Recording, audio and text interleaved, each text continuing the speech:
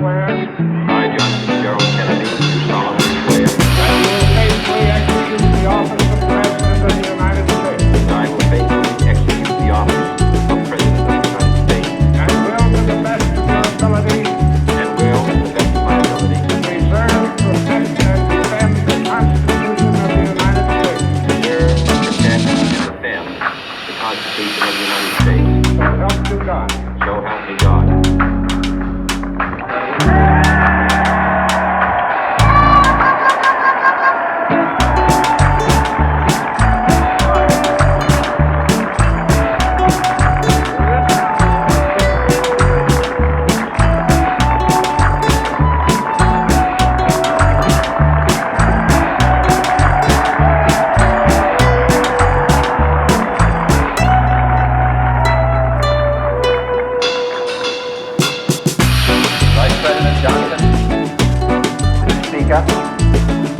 Mr. Chief Justice, President Eisenhower, Vice President Nixon, President Truman, Reverend clergy, fellow citizens.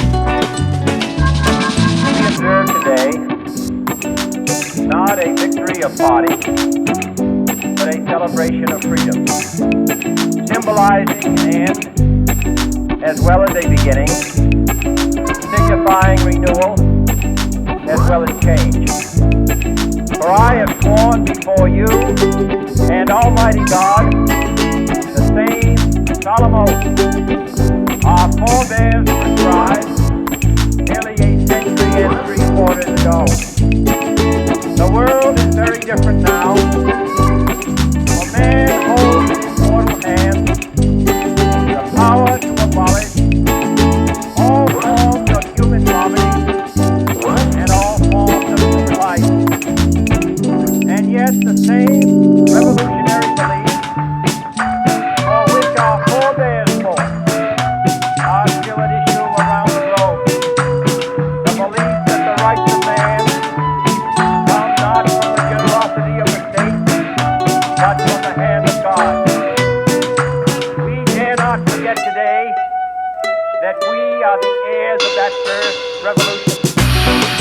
Let the word go forth from this time and place to friend and foe alike that the torch has been passed to a new generation of Americans born in this century, tempered by war, disciplined by a hard and bitter peace, proud of our ancient heritage, and unwilling to witness or permit the small undoing of those human rights to which this nation has always been committed and to which we are committed today at home and around the world.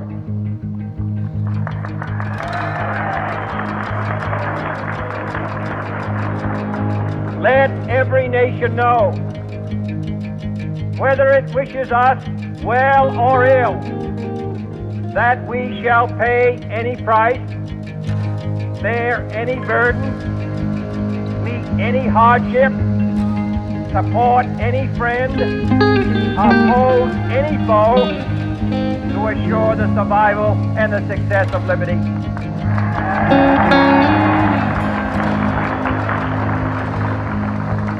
This much we pledge and more. To those old allies whose cultural and spiritual origins we share, we pledge the loyalty of faithful friends. United, there is little we cannot do in a host of cooperative ventures. Divided, there is little we can do, for we dare not meet a powerful challenge at odds and split asunder. To those new states whom we welcome to the ranks of the free, we pledge our word that one form of colonial control shall not have passed away, merely to be replaced by a far more iron tyranny.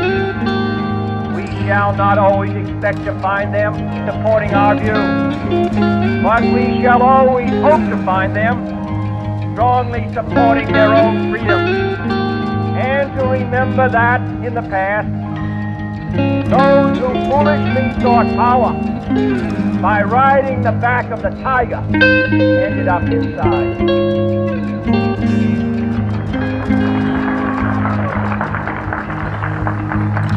To those people in the huts and villages across the globe, struggling to break the bonds of mass misery, we pledge our best efforts to help them help themselves for whatever period is required, not because the communists may be doing it, not because we seek their votes, but because it is right.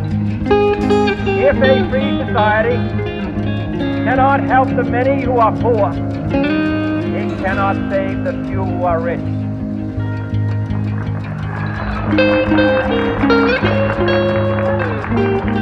To our sister republics south of our border, we offer a special pledge to convert our good words into good deeds in a new alliance for progress, to assist free men and free government in casting off the chains of poverty.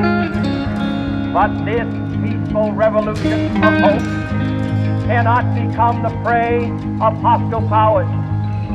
Let all our neighbors know that we shall join with them to oppose aggression or subversion anywhere in the Americas. And let every other power know that this hemisphere intends to remain the master of its own house.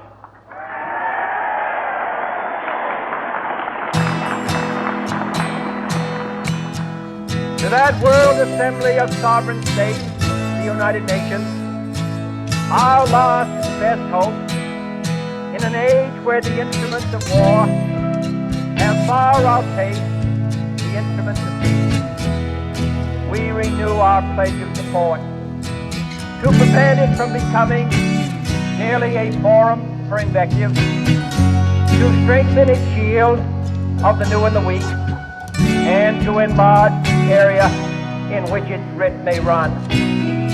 Finally, to those nations who would make themselves our adversary, we offer not a pledge, but a request that both sides begin anew the quest for peace. Before the dark powers of destruction, unleashed by science, engulf all humanity in planned or accidental self-destruction.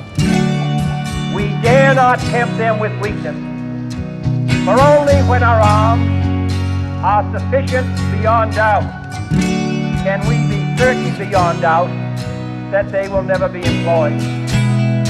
But neither can two great and powerful groups of nations take comfort from our present course, both sides overburdened by the cost of modern weapons, both rightly alarmed by the steady spread of the deadly atom, yet both racing to alter that uncertain balance of terror that stays the hand of mankind's final war. So let us begin anew, remembering on both sides that civility is not a sign of weakness, and sincerity is always subject to proof. Let us never negotiate out of fear, but let us never fear to negotiate.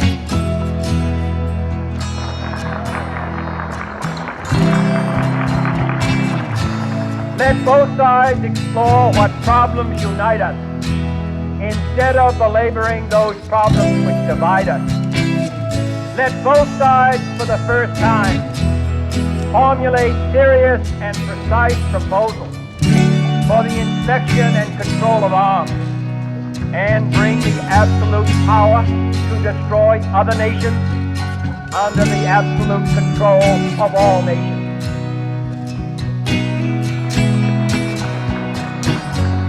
Let both sides seek to invoke the wonders of science instead of its terrors. Together, let us explore the stars, conquer the desert, eradicate disease, tap the ocean depths and encourage the arts and commerce. Let both sides unite to heed in all corners of the earth the command of Isaiah to undo the heavy burden and let the oppressed go free.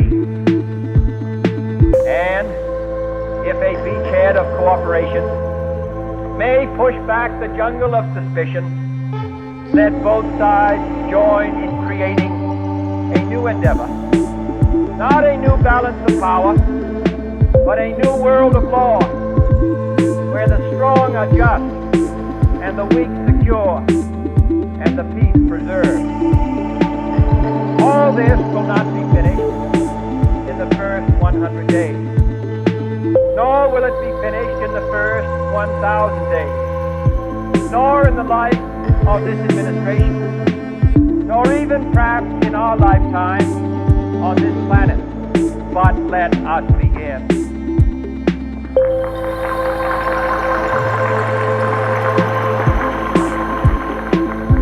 In your hands, my fellow citizens, more than mine, will rest the final success or failure of our course.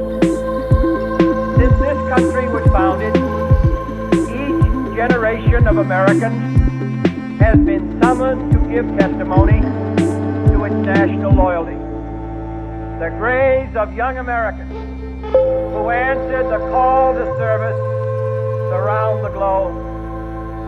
Now the trumpet summons us again, not as a call to bear arms, though arms we need, not as a call to battle, though in battle we are, but a call to bear the burden of a long twilight struggle, year in and year out, rejoicing in hope, patient in tribulation, a struggle against the common enemies of man, tyranny, poverty, disease, and war itself.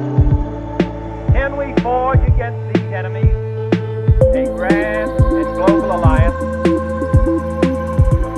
north and south, east and west, that can assure a more fruitful life for all mankind?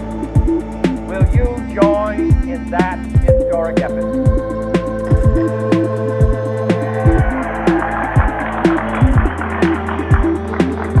In the long history of the world, only a few generations have been granted the role of defending freedom in its hour of maximum danger. I do not shrink from this responsibility. I welcome it.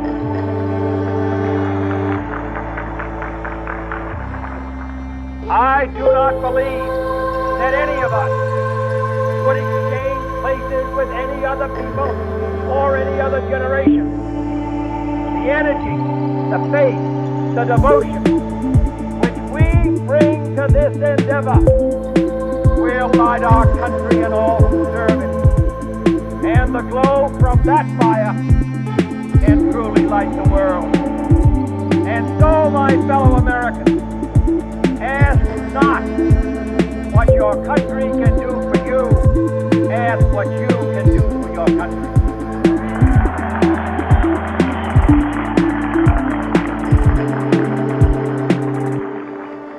My fellow citizens of the world, ask not what America will do for you, but what together we can do for the freedom of man.